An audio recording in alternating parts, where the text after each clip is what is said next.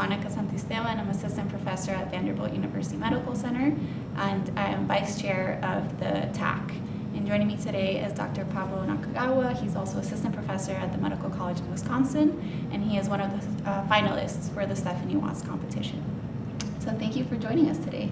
Oh, it's my pleasure. So do you want to start telling us a little bit about your scientific journey and your career and how you've gotten to where you are now? I started my career in 24 Hospital with Dr. Oscar Carretero, studying the role of different peptides, especially ACE-DKP on end organ damage and inflammation, most hypertension and autoimmunity.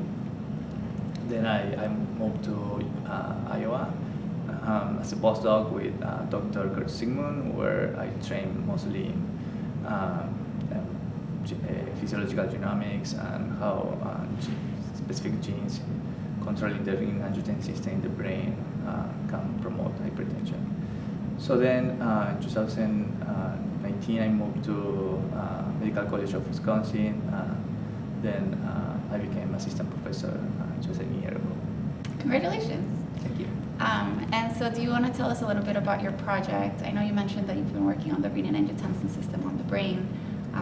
And so what are your new findings on this? Well, our lab is interested in understanding how angiotensin is originated in the brain.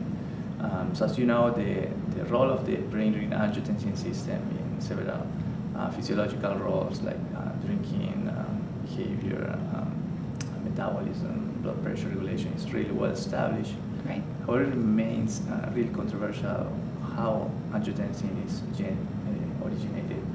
So our current hypothesis is that in addition to the circulation, angiotensin coming from circulation, the brain and specifically neurons can produce angiotensin. So this question is very important because it may help understanding whether angiotensin serves as a neurotransmitter. The problem with this hypothesis is the lack of strong evidence that renin is expressed in the brain.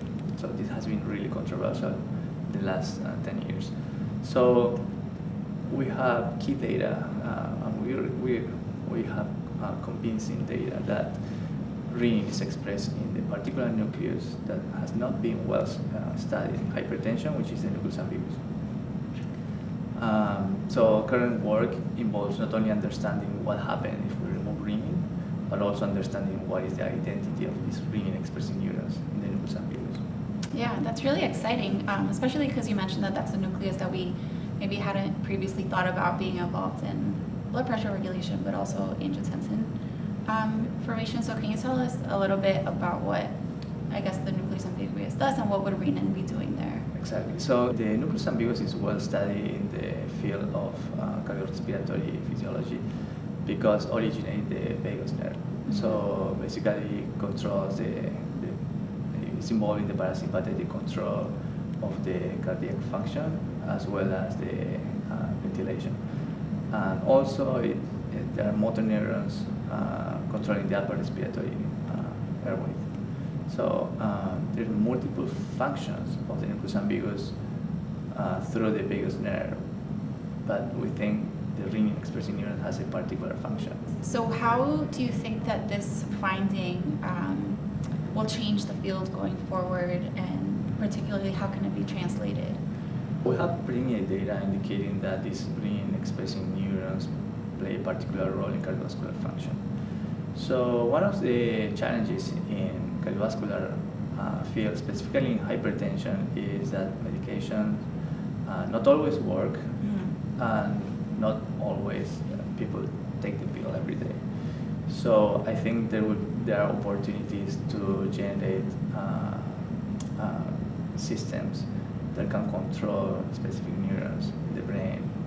Novel technologies such as optogenetics has evolved, and I think we can find some application for hypertension. Yeah, that certainly is very exciting. So thank you again for joining us today, and I wish you the best of luck at the competition. Thank you very much. It was a pleasure to